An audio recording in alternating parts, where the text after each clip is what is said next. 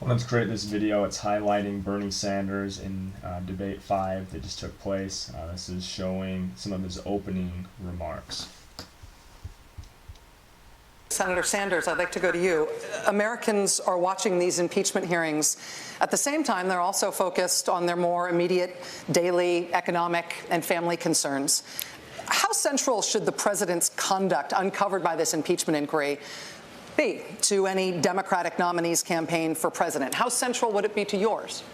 Well, Rachel, sadly, we have a president who is not only a pathological liar, he is likely the most corrupt president in the modern history of America. But we cannot simply be consumed by Donald Trump. Because if we are, you know what? We're going to lose the election. Right now, you've got 87 million people who have no health insurance or are underinsured. We're facing the great existential crisis of our time in terms of climate change. You got 500,000 people sleeping out on the street, and you got 18 million people paying half of their limited incomes for housing. What the American people understand is that the Congress can walk and chew bubble gum at the same time. In other words, we can deal with Trump's corruption, but we also have to stand up for the working families of this country. We also have to stand up to the fact that our political system is corrupt, dominated by a handful of billionaires, and that our economy is rigged with 3 people owning more wealth than the bottom half of America. We can do it all when we rally the American people in the cause of justice. Mayor Buttigieg, let me put the same question to you. How central... Okay, so right there, he's asked a question about Trump, and he answers it well, and he finds a way to move back to his economic populist message, highlighting that 3 people own more wealth than the bottom 50% of Americans. Those are things that a lot of Americans do care about.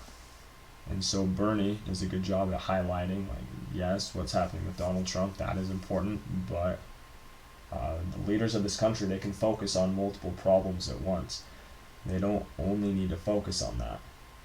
Throughout his entire career, Bernie has been focused on that economic populist message, talking about wealth inequality, talking about the rigged system. In his book, Our Revolution, he writes about policies like NAFTA and how they really hurt the middle class of this country. He writes about Wall Street and the 2008 bailouts, how the taxpayer money bailed them out, and they turned around right after, and they're storing money in tax havens overseas. And so, good job by Bernie in staying consistent with his message. That's the main thing that makes him unique from the other candidate on stage. It makes him unique from Buttigieg and from Cory Booker, Amy Klobuchar, really the other candidates.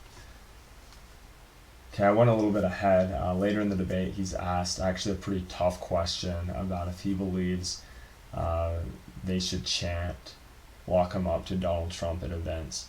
And so that's honestly, that's a question that almost either way, no matter how he answers it, like, it's going to tick some people off. But let's go ahead and look at how he responds. Not changed. My charge is to see a nation right now which has so much common pain.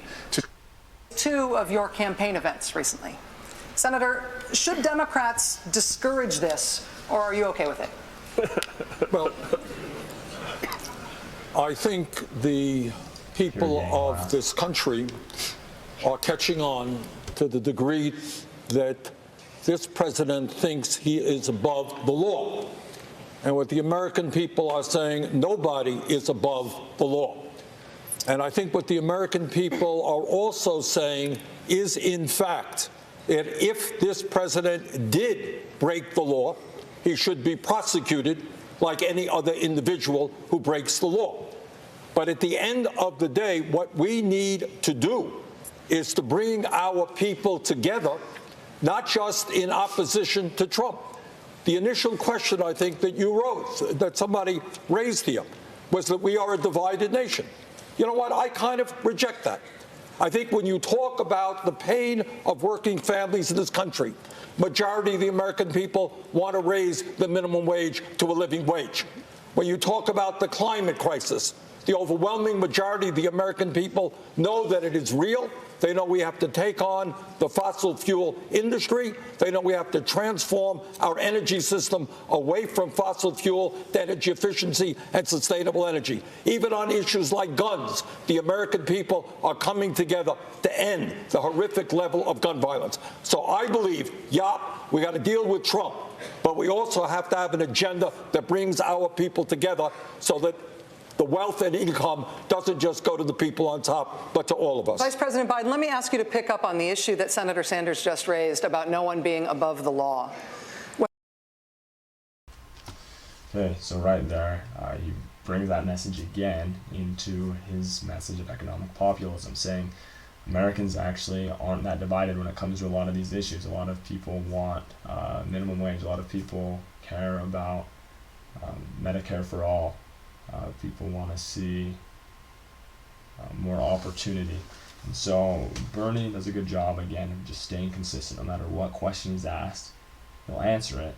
He doesn't completely skirt around it. He'll answer, but then he'll take the message right back to economics.